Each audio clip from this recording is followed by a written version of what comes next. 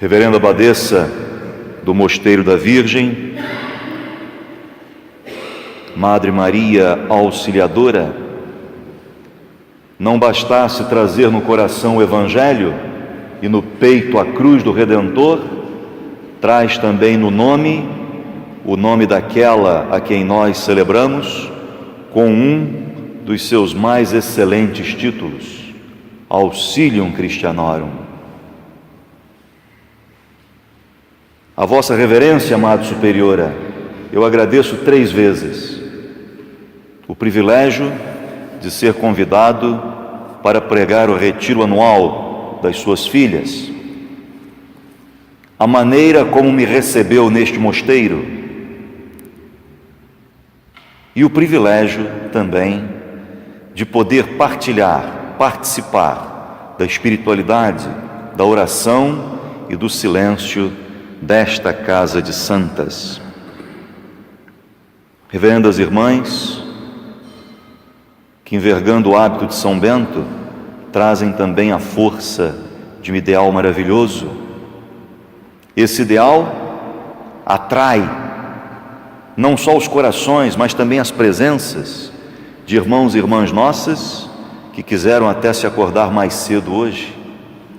E nesse dia de chuva, quando, como viram há pouco, o sol só se deixou ver durante o canto do Aleluia, entrando por uma das janelas superiores deste mosteiro, vem a esta igreja para celebrar conosco o dia da Imaculada Conceição.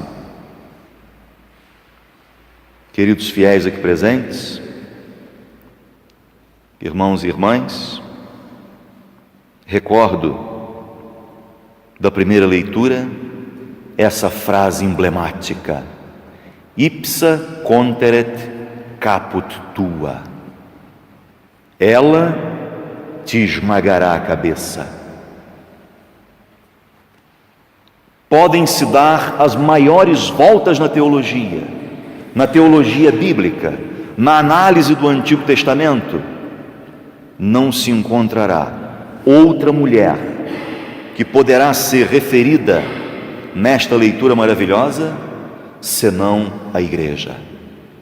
A igreja é de verdade a grande mulher, a comunidade daqueles que Jesus conseguiu juntar no grande mistério da sua vida e do seu sangue.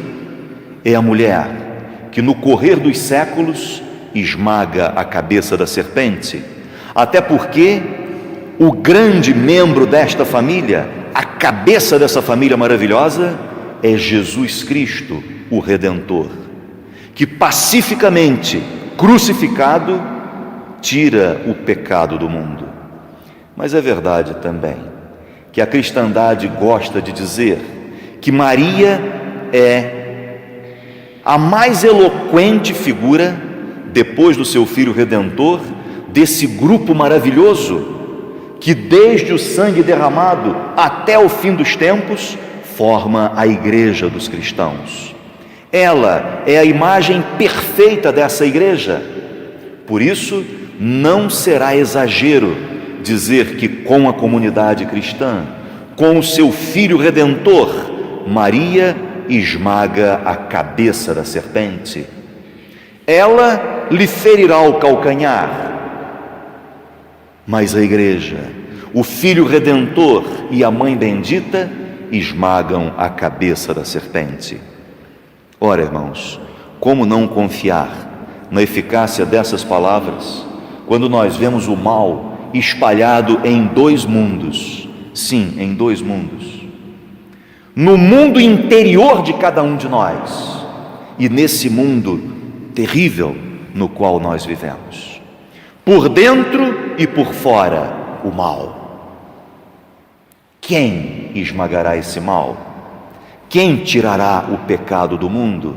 Nós dizemos que é o Senhor, e temos razão, mas nós dizemos também, podemos dizer, que essa comunidade maravilhosa dos cristãos é convidada, lançando na cruz todo o seu sofrimento, completando, como vai pedir São Paulo, o sofrimento redentor do Redentor nós também podemos tirar o pecado do mundo. Se não porque somos santos, porque nós caminhamos na santidade que Ele nos ensinou. Ela te esmagará a cabeça. Reparem como é interessante que Deus Criador, na figura do livro do Gênesis, dialoga. Talvez não seja um diálogo, mas um monólogo, só Deus fala. Mas é verdade que a serpente já falou através dos seus gestos. E quando tentava Adão e Eva, falava contra a criação do Criador. E Deus agora, não sei se posso dizer, revida, dizendo para a serpente: o que você fez é mal, mas sucederá o bem. Deus é aquele que dos males pode tirar bens. E o bem que tira desse mal, que nós conhecemos como pecado original, nos faz hoje vibrar de alegria, celebrando a mulher preparada desde sempre, a cheia de graça. Por causa da sua mediação, por causa do seu Filho Redentor, nós até vamos poder cantar na noite da vigília pascal: ó feliz pecado, ó feliz culpa. Ela te esmagará a cabeça. Reverendo amado, queridas irmãs, caríssimos fiéis, não é pequeno o mistério que nós celebramos hoje, a Imaculada Conceição. Reparem do texto do Evangelho, depois de termos ouvido o apóstolo São Paulo na segunda leitura dizer que nós somos predestinados, sim, mas não é uma predestinação qualquer. Nós somos predestinados à salvação de nosso Senhor Jesus Cristo, o Filho de Maria. Nós vamos ao Evangelho e encontramos um anjo que desce do céu para dizer a Maria: Maria, você é cheia de graça. Se pudesse encomendar um dever de casa para todos aqui presentes, e eu faria também, um dever de casa que demorará talvez uns 2 ou 3 meses, eu encomendaria esse trabalho. Abram a Sagrada Escritura na sua primeira página e comecem um estudo. Procurem uma outra mulher para quem Deus manda um anjo dizer: cheia de graça.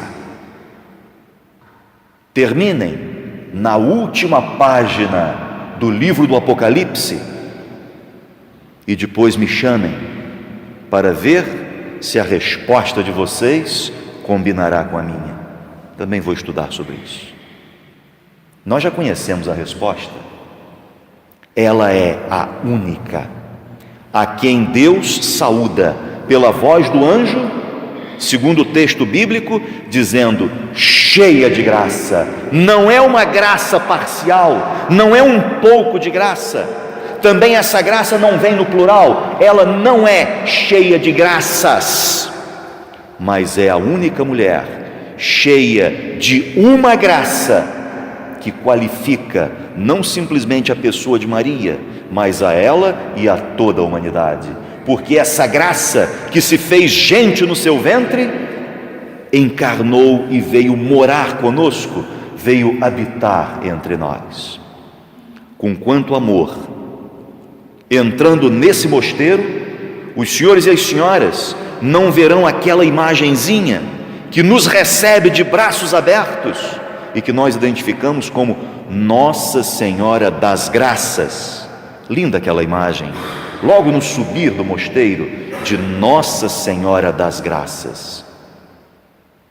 Mas quando o anjo diz dela, cheia de graça, de uma única graça, da completa graça, contra a matemática das palavras, quando aqui o plural é menor que o singular, nós não dizemos tudo do que quando falamos cheia de graça, porque, como disse, essa graça não é um conjunto de privilégios, mas é alguém. Essa graça tem nome, essa graça atinge os nossos ouvidos através da sua palavra, essa graça acompanha a nossa presença, porque está no meio de nós, 2 ou mais reunidos no seu nome. Essa graça até se faz alimento para que nós tenhamos força na Eucaristia de viver a vida aqui dentro e lá fora, correspondendo a essa pessoa que é a graça que encheu a vida e o coração de Maria Imaculada. Essa graça tem nome, dela Maria é plena. Essa graça se chama Jesus Cristo, nosso Redentor e Salvador. Cheia de graça. A mulher cheia de graça, que ajuda o Filho no mistério da sua corredenção a tirar o pecado do mundo, e a entrar nesse mistério todos nós somos convidados. O povo cristão começou a venerá-la, a amá-la desde a presença histórica de Jesus no mundo.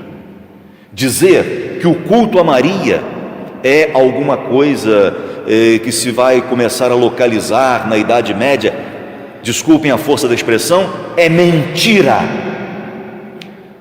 Na Sagrada Escritura do texto bíblico, nós temos no tempo do Evangelho uma mulher que do meio do povo vai dizer para Jesus Cristo: bendito o ventre que te trouxe e os seios que te amamentaram. É o primeiro conhecimento, depois da anunciação do anjo, porque dizer mais do que cheia de graça parece impossível. Nós até poderemos, irmãos, afirmar, e eu penso dizer sem exagero, que o anjo Gabriel terá sido o primeiro devoto de Nossa Senhora, porque será impossível que alguém diga, mesmo enquanto embaixador de Deus, cheia de graça, sem concordar interiormente que ela é realmente cheia de graça. O primeiro devoto de Maria Imaculada se chama Gabriel. Não participa ele da nossa humanidade, não é homem, é um anjo. Mas se nós quisermos, do elenco dos homens, dos seres humanos, de todos os devotos de Maria, encontrar com base na Sagrada Escritura o primeiro, nós iremos àquela mulher, a mulher que brada ao Senhor, fazendo para ele um elogio, até porque, irmãos e irmãs, quem de nós não gostará de ver elogiada a nossa mãe? Bendito o ventre que te trouxe e os seios que te amamentaram. Que maravilha! O protótipo, o modelo, a maquete da devoção perfeita a Maria Imaculada, rainha dos anjos, a quem o anjo saúda, cheia de graças, auxílio de todos os cristãos, de todos os admiradores do seu filho. Ela é chamada bendita porque o seu ventre o gerou, seus seios o amamentaram. Ela te esmagará a cabeça. Rainha de todo bem, Senhora de toda unidade, nos convida a entrar no seu contexto, para que nós ajudemos com a força da fé e com a nossa providência do dia a dia, na sociedade do mundo. Como cristãos, este mundo será melhor se nós intuirmos que nós também fomos convidados ou até convocados desde as águas do batismo para sermos com Cristo, com Maria, também salvadores desse mundo. E quantos conseguiram fazer isso, não é verdade? Nesta casa bendita, nós havemos de lembrar de pessoas singulares que, inspirando essa vida de consagração dessas santas mulheres, são para nós todos um bonito exemplo. Como não dizer que São Bento abraçou o ideal de Jesus e trabalhou para que se efetivasse a construção de um mundo novo neste mundo onde também ele pisou? Quem não pensará em Santa Escolástica, nas santas beneditinas, nos santos de São Bento? Santo Amaro ou São Mauro, que até como divino redentor andou sobre as águas. E assim, irmãos e irmãs, nós fazemos parte de uma geração, espero não exagerar em dizer, que quer ajudar Jesus, Maria e todos aqueles que passaram antes de nós por esse ideal de salvação. Queremos ajudá-los na redenção do mundo e da humanidade. É verdade, Jesus já salvou o mundo de maneira competente e exaustiva. A salvação do mundo está completa em Jesus. Mas ainda hoje, nós e outros irmãos nossos podemos virar as costas para essa salvação. Nós podemos, não o faremos, mas lamentavelmente vemos irmãos nossos que o fazem. Nós podemos dizer: não quero, como na Sagrada Escritura Satanás dizia para Deus Todo-Poderoso: não servirei. Portanto, nós, na humildade daquela que esmaga a cabeça da serpente, nós podemos nos aliançar na força desse maravilhoso ideal. Como não pensar na verdade da Imaculada Conceição como convocação a nós todos, se não sermos imaculados pela inocência, tentarmos readquirir os dons perdidos pelos nossos primeiros pais no paraíso, para que nós consigamos uma felicidade, é verdade, relativa neste mundo, mas a mesma felicidade que um dia há de se completar no alto da montanha, junto do Senhor, no paraíso que Ele nos prometeu. No século XIII, nós tivemos o estudo de um grande homem sobre a Imaculada Conceição. Ainda hoje, esse homem é considerado o maior pensador, o maior filósofo, o maior teólogo desses 2000 anos de igreja, São Tomás de Aquino. São Tomás analisa Maria, ouve da tradição da igreja, da tradição aqui com letra pequena, não é? Ouve daquilo que ouvia dizer que Maria, desde o princípio, foi imaculada. E São Tomás de Aquino diz: não é possível, ela não pode ser imaculada desde o início da sua existência, porque se ela for salva sem o seu filho, então a redenção que o filho trouxe não é uma redenção universal. E a tese de São Tomás de Aquino, repito, o maior filósofo, o maior teólogo em 2000 anos de igreja, é dizer no século XIII: não, ela não é imaculada desde a sua concepção. Ela foi salva quando todos os seres humanos foram salvos. Ela foi salva na redenção do seu Filho. Contudo, reparem o que é a alma humilde de um santo. São Tomás de Aquino, concluindo a sua análise, dizia: se algum dia a igreja proclamar como verdade de fé a Imaculada Conceição, eu acederei imediatamente e sem qualquer reserva. O Espírito Santo suscita então na igreja um fradezinho franciscano, jovem, estudioso, intelectual, é verdade. Esse frade escocês, chamado João Duns Scoto, o Beato Duns Scoto, foi beatificado pelo Papa São João Paulo II recentemente. Duns Scoto vai dizer: sim, Frei Tomás tem razão, ela não pode ficar fora da redenção do seu filho, mas ela foi salva por antecipação. No tempo de Deus, Deus quis prepará-la para que o todo santo pudesse chegar ao mundo através daquela que é toda santa.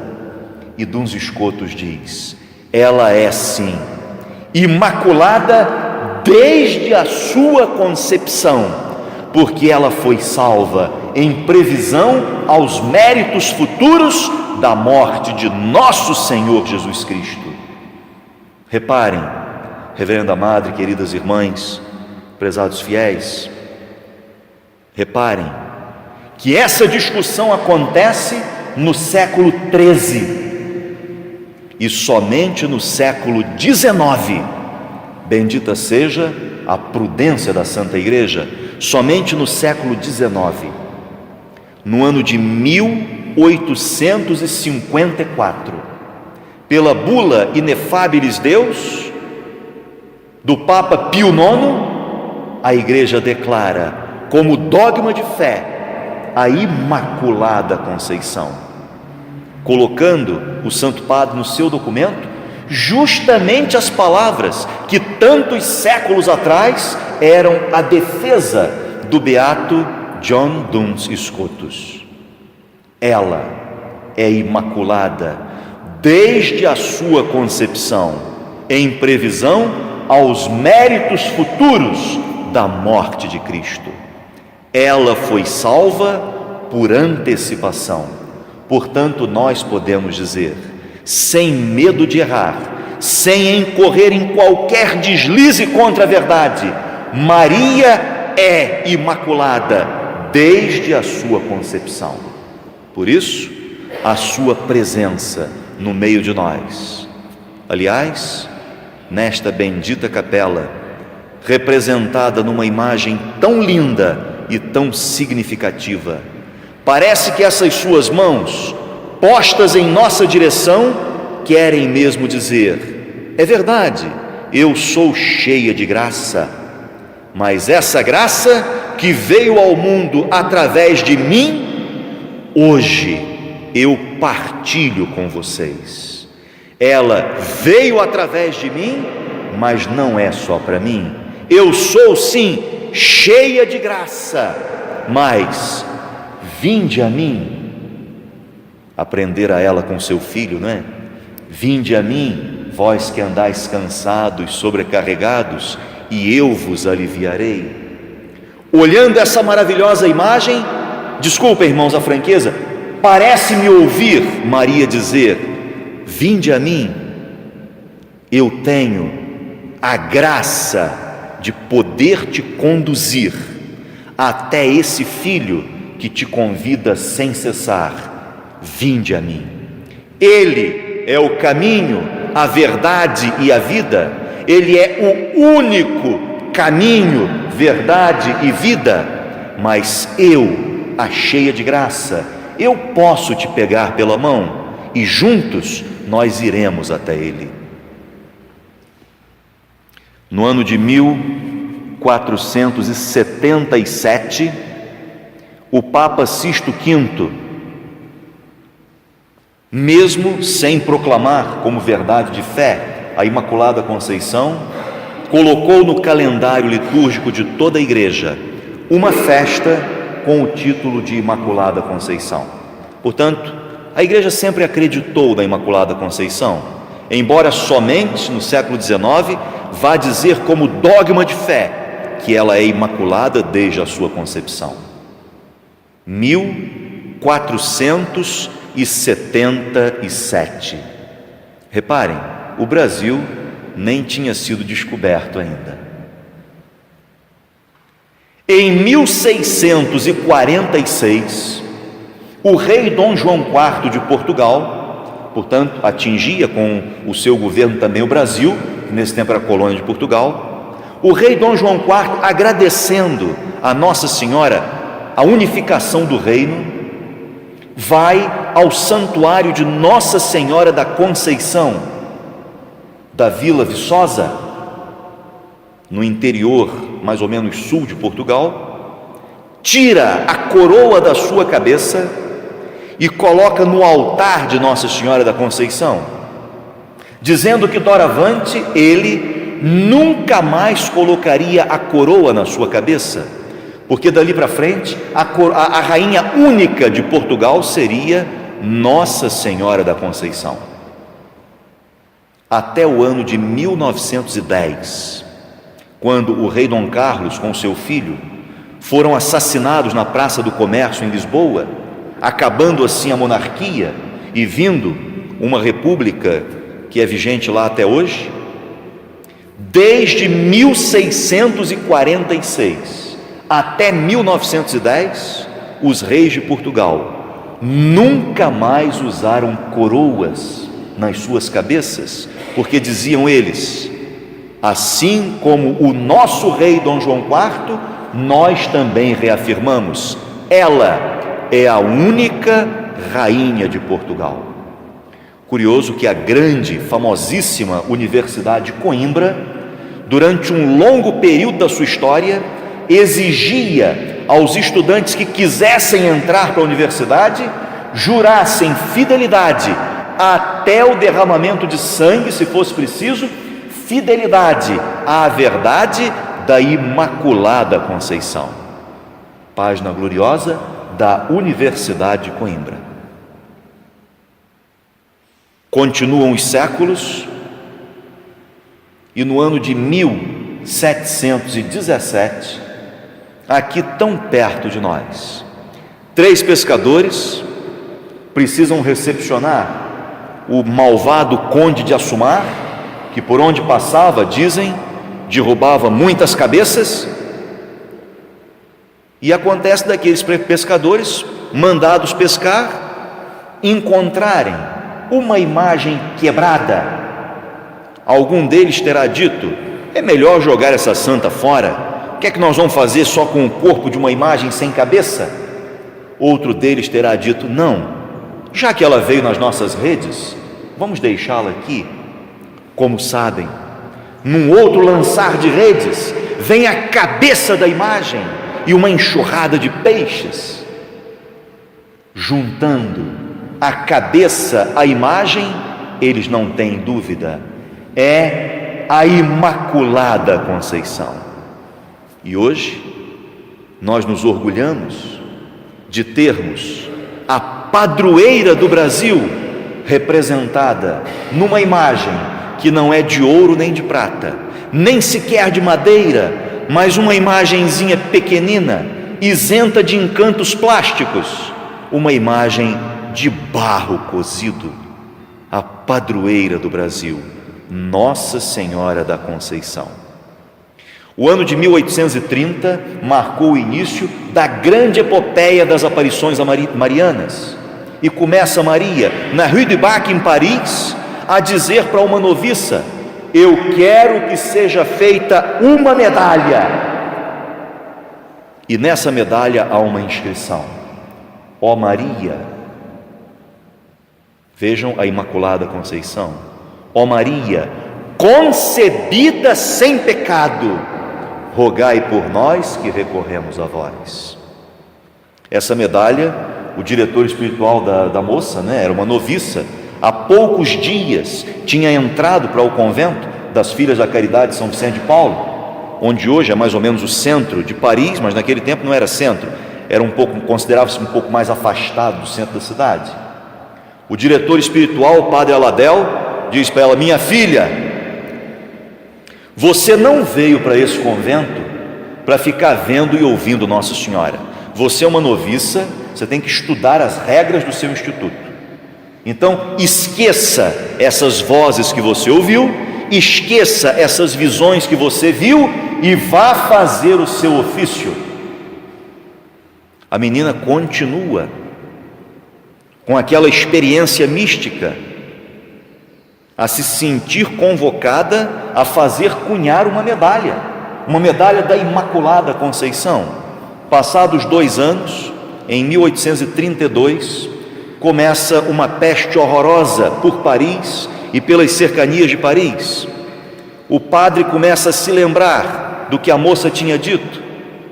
O padre sabia que Nossa Senhora, nas palavras da moça, da noviça, tinha mandado cunhar uma medalha.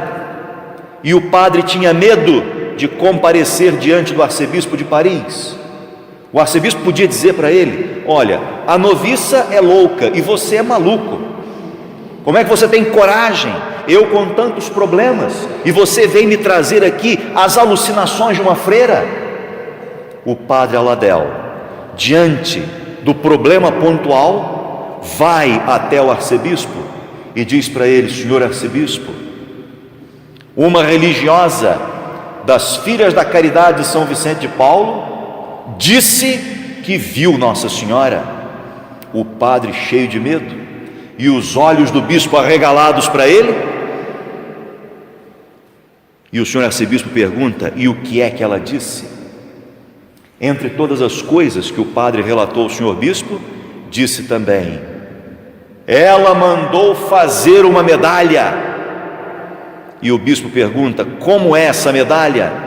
O padre explica: a medalha é encimada por uma cruz, tem uma letra M, é circulada de 12 estrelas, tem 2 corações, o de Jesus e o de Maria por baixo. No reverso da medalha existe a efígie da mulher, Maria, em volta dela as palavras: ó Maria concebida sem pecado, rogai por nós que recorremos a vós. O senhor arcebispo, que já tinha os olhos arregalados, deixa também a boca cair e pergunta: quantas medalhas ela quer que sejam cunhadas? E o padre diz: não há um número. E o senhor arcebispo diz: vamos cunhar 20.000 medalhas. E as 20.000 medalhas, cunhadas por ordem do arcebispo de Paris, começam a ser distribuídas com o nome de medalhas da Imaculada Conceição. E o povo, vendo a sucessão dos milagres que acontecem, as curas admiráveis, impressionantes, eu diria com exagero, as curas escandalosas, com o contato da medalha milagrosa, porque a mulher tinha dito, a grande mulher tinha dito: aqueles que a usarem, especialmente ao pescoço, receberão grandes graças. Me corrijo, Nossa Senhora dizia: todos, não diz aqueles, mas todos aqueles que a usarem com devoção ao pescoço receberão grandes graças. Reparem, não foi nem o arcebispo de Paris, nem o diretor espiritual, o padre Aladel, nem sequer Santa Catarina Labouré, que chamou a medalha de milagrosa. O povo começa a chamar a medalha de medalha milagrosa, e o povo começa a chamar aquela senhora que apareceu na Rue du Bac de Nossa Senhora das Graças. Passa o tempo e em 1846 Maria aparece nos Alpes franceses, em La Salette, chorando diante de 2 crianças, uma de 11 anos e a outra de 15 anos. E Nossa Senhora falava da pureza, da necessidade de consagrar ao Senhor o dia de domingo. Se não falava diretamente da sua Imaculada Conceição, falava da pureza necessária para nós basearmos a nossa vida naquilo que nos faz santos, naquilo que nos faz bons. Hoje, o grande santuário de La Salette recebe irmãos e irmãs que acorrem ali para ouvir mais ou menos no eco daquilo que aconteceu há tantas décadas atrás, a comunhão de Maria com o sofrimento do mundo, desse mundo que não é imaculado e não é mais santo, talvez por conta da nossa timidez em relação à nossa santidade pessoal.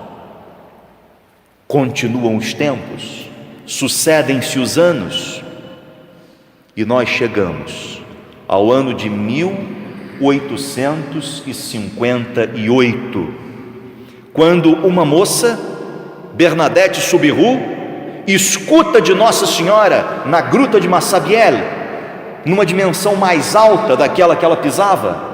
Maria, de mãos postas, dizia para ela, depois de sucessivas aparições: E ela perguntava para Nossa Senhora: quem sois vós?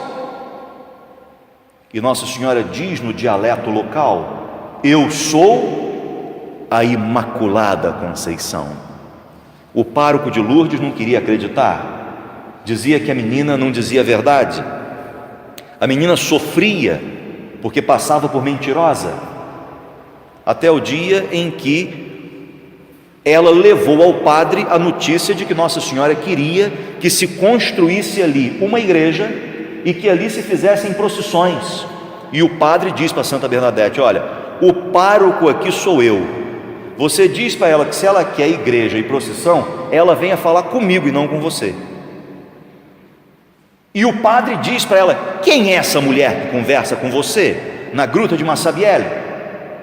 Santa Bernadette, com a humildade que lhe foi pitoresca até o fim da vida, vai dizer: eu vou perguntar a ela quem ela é.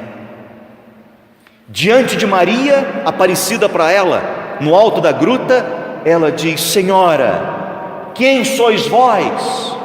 O senhor padre me pergunta: dizei-me, quem sois vós? E ela diz: eu sou a Imaculada Conceição. Santa Bernadette sai daquele lugar repetindo para não esquecer: Imaculada Conceição, Imaculada Conceição, Imaculada Conceição. Vai correndo até a casa do padre. Chegando lá, toca a campainha, que era um sino puxado por uma corda. O padre atende e ela diz prontamente: Imaculada Conceição. Ela disse que é a Imaculada Conceição. O padre, sabendo que a menina não conhecia o conteúdo dessa expressão, uma camponesa pobre que trabalhava no campo para ajudar os pais paupérrimos, e o padre, tocado pelo Espírito Santo, olha, vira o olhar para um quadro de Nossa Senhora que tinha na sala da casa dele, e a menina, vendo que o padre olhou para a imagem de Nossa Senhora, pergunta: é ela, senhor padre? E o padre responde: sim, minha filha, é ela que te aparece na gruta. Dali para diante, mais uma vez confirmada a verdade da Imaculada Conceição. Parecem terminar as grandes aparições marianas em 1917, no século do nascimento, penso que de todos nós aqui presentes, 1917. Há 3 pastorinhos, cercada de luz, visita Maria, a mãe de Jesus, como nós cantamos no hino. E Nossa Senhora parecia não falar do seu ser imaculado, até que faz uma promessa ao mundo, como um eco maravilhoso do que nos promete a palavra de Deus no livro do Gênesis: ela te esmagará a cabeça. Vem a própria Virgem Maria, depois de pedir oração e sacrifício àqueles 3 pastorinhos, dizer, e eu fico pensando para mim, que segurança nós ganhamos na escuta dessas palavras da grande embaixadora do Pai do céu: por fim, o meu imaculado coração triunfará.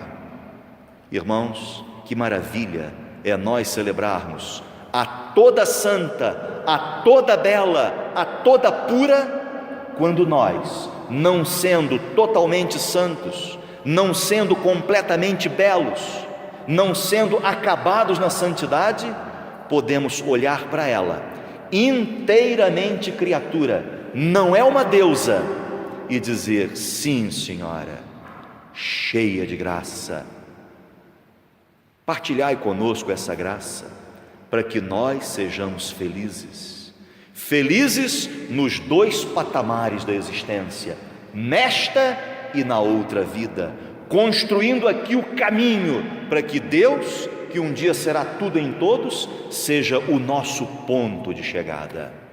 Maria Imaculada, nosso encanto, nossa mãe, nosso ideal de santidade.